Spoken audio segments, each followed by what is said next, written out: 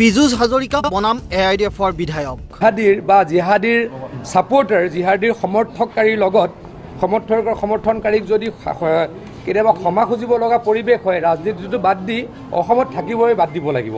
তেনেকুৱা কাম মৰি গ'লেও নকৰোঁ আৰু মৰাৰ পাছত আত্মাই নকৰে তেনেকুৱা কাম। এইটো তেওঁলোকৰ অহংকাৰ, চূড়ান্ত অহংকাৰ, আৰু এই অহংকাৰ বেছিদিন নাথাকে। ক্ষমতা আমি ইতিহাসত দেখিছোঁ বহুত এনেকুৱা একনায়কত্ববাদী বা অত্যাচাৰী স্বেচ্ছাচাৰী শাসকৰ কেনেকুৱা পতন হয়, শেষত তেওঁলোকৰ কি পৰিণতি ঘটে, ইতিহাসত এই কথাটো বহুত প্ৰমাণ আছে।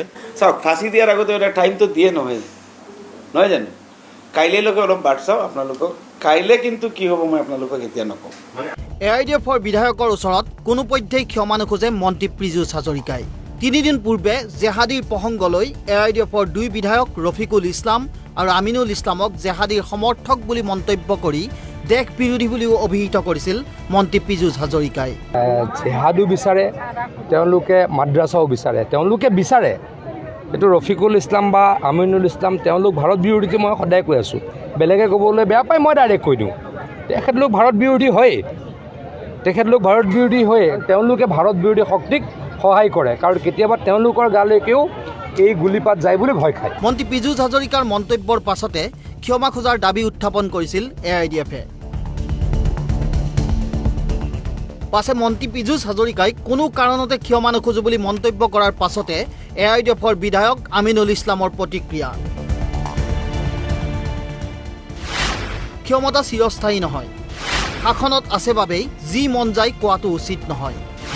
মোৰ বিৰুদ্ধে প্ৰমাণ আছে যদি ৰাজহুৱা কৰক। তাৰ অপব্যৱহাৰ কৰিছে, ক্ষমতাত আছে কাৰণেই যাৰ তাৰ ওপৰতে যিকোনো মন্তব্য কৰাটো উচিত নহয়। মন্ত্ৰী পীযুষ হাজৰিকাই কালি যিটো কৈছে তেওঁ ক্ষমা নিবিচাৰে, এইটো তেওঁলোকৰ চূড়ান্ত অহংকাৰ। বিচাৰোঁ তেওঁ নিজৰ নৈতিক দায়িত্ব স্বীকাৰ কৰি অসমবাসীৰ ওচৰত ক্ষমা খোজক যে এনেধৰণৰ আপত্তিজনক মন্তব্য সতীৰ্থ বিধায়কৰ বিৰুদ্ধে কৰাটো কোনোপধ্যেই শোভনীয় নহয়। এইটো তেওঁলোকৰ অহংকাৰ, চূড়ান্ত অহংকাৰ, আৰু এই অহংকাৰ বেছিদিন নাথাকে। ক্ষমতা আমি ইতিহাসত দেখিছোঁ বহুত এনেকুৱা একনায়কত্ববাদী বা অত্যাচাৰী স্বেচ্ছাচাৰী শাসকৰ কেনেকুৱা পতন হয়, শেষত তেওঁলোকৰ কি পৰিণতি ঘটে, ইতিহাসত এই কথাটো বহুত প্ৰমাণ আছে। মন্ত্ৰী পীযুষ হাজৰিকাই ক্ষমা নিবিচাৰোঁ বুলি কোৱাৰ পাছতো আশাবাদী কিন্তু AIDFৰ বিধায়ক কৰিমুদ্দিন বৰভূঞা। ক্ষমা খুজিবলৈ পুনৰ 12 ঘণ্টাৰ সময় মন্ত্ৰী পীযুষ হাজৰিকাক। ফাঁচি দিয়াৰ পূৰ্বেও অপৰাধীক সময় দিয়া হয়। বেলেগ আছিলে, মোৰ লাগিছে যেন অন্তৰৰ পৰা কোৱা নাই, তেওঁ বুজিছে এইটো ভুল কৰিছে, হয়তো আৰু এদিন টাইম ল'ব।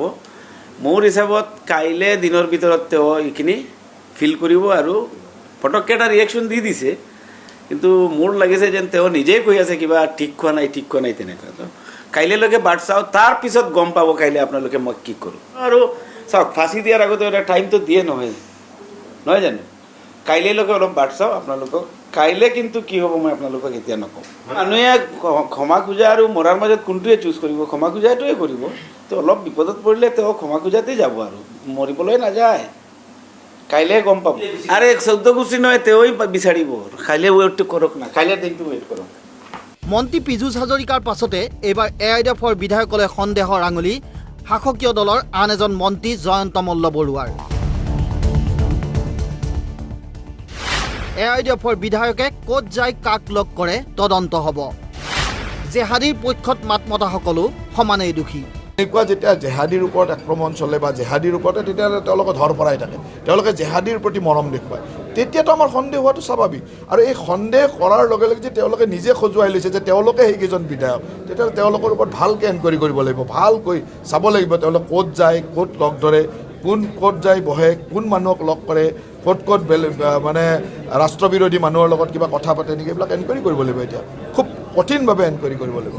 সতীৰ্থ বিধায়কৰ বিৰুদ্ধে 2জনকৈ মন্ত্ৰীয়ে ৰাজহুৱাকৈ জেহাদীৰে সম্পৰ্ক থকাৰ অভিযোগ আনিলে। কোনো তথ্য প্ৰমাণৰ ভিত্তিত শাসকীয় দলৰ মন্ত্ৰীৰ এই অভিযোগ নে ইছ্যু ডাইভাৰ্ট কৰাৰ বাবে এই মন্তব্য? কাৰণ যিয়েই নহওক, গণতন্ত্ৰৰ বাবে যে এয়া এক অশুভ পৰম্পৰা, সেই কথা হয়তো প্ৰতিজন সচেতন নাগৰিকেই অনুভৱ কৰিছে। ভিডিঅ' জাৰ্নেলিষ্ট ভিগুৰ সহযোগত হিমাংশু চহৰীয়া ৰিপৰ্ট, অসম লাইভ 24।